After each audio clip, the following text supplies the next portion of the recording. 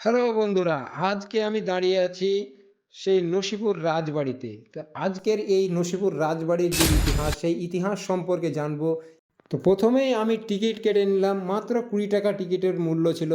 তো বর্তমানে আমি এখন আছি নসিপুর রাজবাড়ির একেবারে উপরের অংশে, সিঁড়ি বেয়ে বেয়ে উঠছি। তো সিঁড়িগুলি আপনারা দেখতে পাচ্ছেন, একেবারে সেই সময়ের যে কাঠের তৈরি সিঁড়ি, একেবারে অসাধারণ। সে তখন থেকে প্রায় অষ্টাদশ শতাব্দী থেকে এই সিঁড়িগুলি এখনও মজবুতভাবেই দাঁড়িয়ে আছে।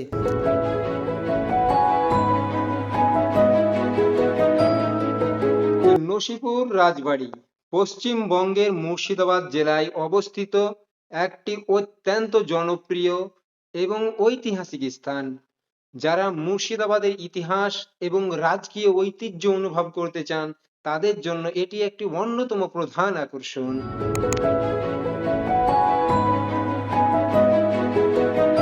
হাজারদুয়ারি প্যালেস থেকে মাত্র কয়েক কিলোমিটার দূরে অবস্থিত নসিপুর রাজবাড়ি, লালবাগ অঞ্চলের কোলাহল থেকে সামান্য দূরে শান্ত পরিবেশে দাঁড়িয়ে থাকা এই রাজবাড়িটি সেই সময়ের অর্থাৎ অষ্টাদশ এবং ঊনবিংশ শতাব্দীর অবিভক্ত বাংলার সেই দিনের যে ইতিহাসগুলি জ্বলজ্বল করে ফুটিয়ে তুলেছে।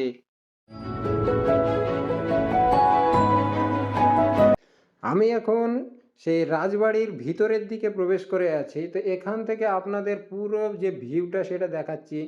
তো প্রত্যেকটা জায়গায় কিন্তু এখন অনেকটাই ড্যামেজ হয়ে গেছে। তো আপনারা দেখতে পাচ্ছেন সেই সময়ের যে কারুকার্য বা আর্কিটেকচার এত সুন্দরভাবে নির্মাণ করা হয়েছে। প্রায় 200 থেকে 250 বছর ধরে এই বাড়িটি কিন্তু একই রকমভাবে দাঁড়িয়ে রয়েছে।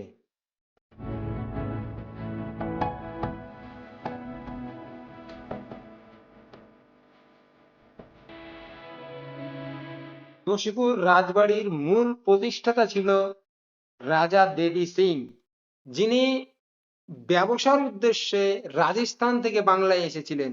পরবর্তীতে ইস্ট ইন্ডিয়া কোম্পানির আমলে তিনি কর আদায়কারী বা দেওয়ান হিসাবে দায়িত্ব পান।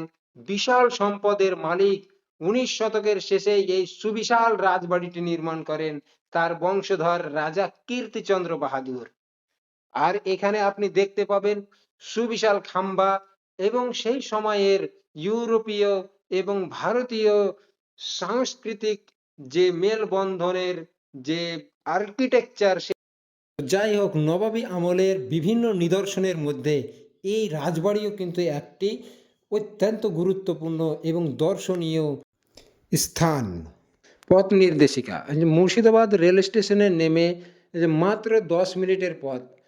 যারা কাঠগোলা বাগানবাড়ি চিনেন তাদের জন্য খুবই সুবিধা হবে। সেটা হচ্ছে কাঠগোলা বাগানবাড়ির একেবারে বিপরীত সাইডে অবস্থিত, মাত্র 5 মিনিটের পথ কাঠগোলা বাগানবাড়ি থেকে। তা আপনারা যদি আসেন তো অবশ্যই এই রাজবাড়িটি দেখে যাবেন। অত্যন্ত সুন্দর এবং সেই সময়ের যে জমিদারি শাসন ব্যবস্থা, সেই শাসন ব্যবস্থার এক উজ্জ্বল নিদর্শন।